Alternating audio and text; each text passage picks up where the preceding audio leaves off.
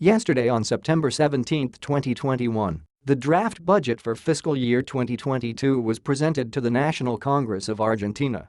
This budget includes a request of $664 million for the acquisition of JF-17 Thunder Block 3 fighters.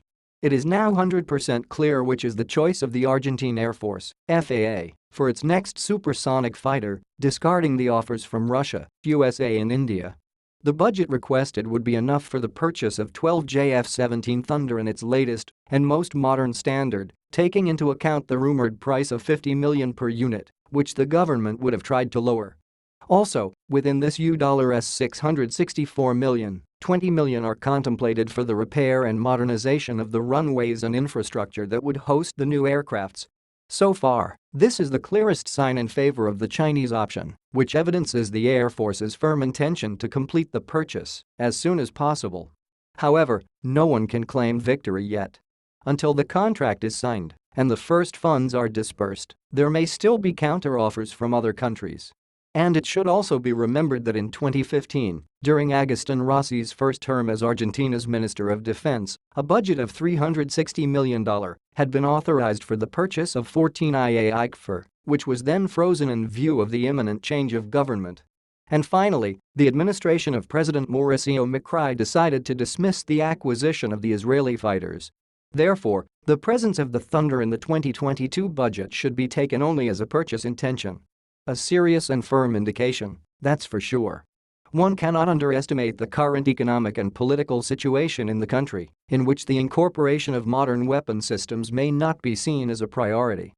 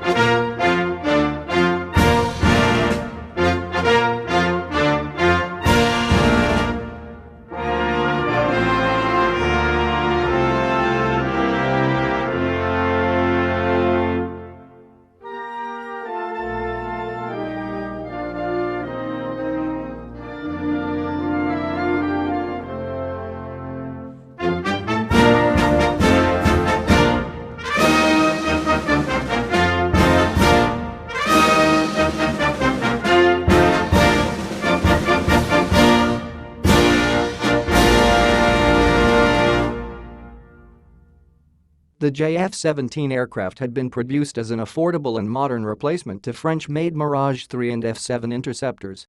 Pakistan had long been trying to find countries to buy the JF-17 in order to reduce the per-unit cost the Pakistan Air Force pays.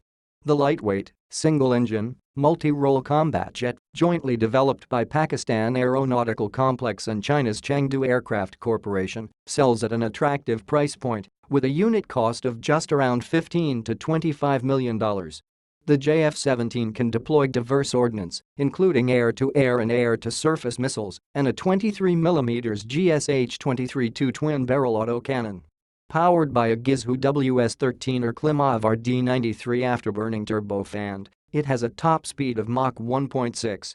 The JF-17 is to become the backbone of the Pakistan Air Force, PAF, complementing the General Dynamics F-16 Fighting Falcon at half the cost. The PAF inducted its first JF-17 squadron in February 2010. In 2015, Pakistan produced 16 JF-17s. As of 2016, Pakistan is believed to have the capacity to produce 25 JF-17 per year. 58% of the airframe is Pakistani and 42% Chinese-Russian origin. As of December 2016, Pakistan Aeronautical Complex has manufactured 70 jets in the country for use by the Pakistan Air Force of the Block 1 type and 50 jets of the Block 2 type. In February 2019, the battle-hardened JF-17 of Pakistan Air Force shot down 2 Indian planes. JF-17 played a vital role during this mission. JF-17 strike force of PAF, which targeted 6 different points inside Indian-occupied Kashmir. It displayed an excellent stand of range and jamming capabilities. After PAF's retaliatory strikes to punish Indian misadventures, JF-17 served on the front line on combat air patrol missions. Pakistan Air Force managed to destroy a MiG-21 Bison in aerial combat, capturing Indian Air Force pilot Abhinandan Varthaman, who was handed over to India on March 1, 2019. Another Indian frontline, co-called best jet, the Su-30 MKIs, was also shot down by Pakistani JF-17. PAF JF-17 is a frontline, reliable and lethal asset since its induction in 2010.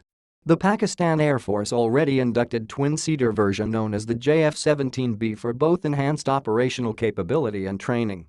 Preparations for a more advanced and technologically sophisticated Block 3 version of the aircraft are underway, and the ESA radar, KJ-78, has been developed, which can track 15 targets and engage 4 targets simultaneously. JF-17 Block 3 will be a single-seat variant. It will feature further avionics advancements such as helmet-mounted display and sight, HMDS, system, a new single-panel multifunctional display, MFD, an active electronically scanned array, ESA, radar paired with an infrared search and track, IRST, system, and a cockpit with a flight-controlled stick on the side, an NRITKLJ-7A ESA radar, more use of composites, a new engine, and a 2-seater cockpit option, with a top speed of 2.0 plus Mach. Pakistani Air Force officials have described it as a 4th-generation plus fighter jet. According to unconfirmed media reports, the induction is expected to start around 2021. JF-17 Thunder Block 3 will replace obsolete old fleet of MiG-21 in the Azerbaijani army's arsenal and will be most advanced fighter aircraft in its entire air force, providing it advanced air-to-air, air-to-surface and air-to-sea strike and recon capabilities. Azerbaijan Thunders will likely house Turkish subsystems. Serial production of the JF-17 Block 3 began at the end of 2020. This version has, among other things, an air refueling system and a perfect radar. In particular, the Block 3 modification is equipped with an active electronically scanned array radar system, which gives the aircraft the ability to detect targets at long range, including against the background of the Earth. In addition to the radar, the aircraft is equipped with several color displays in the cockpit and a helmet-mounted sight, which greatly facilitates piloting and air combat.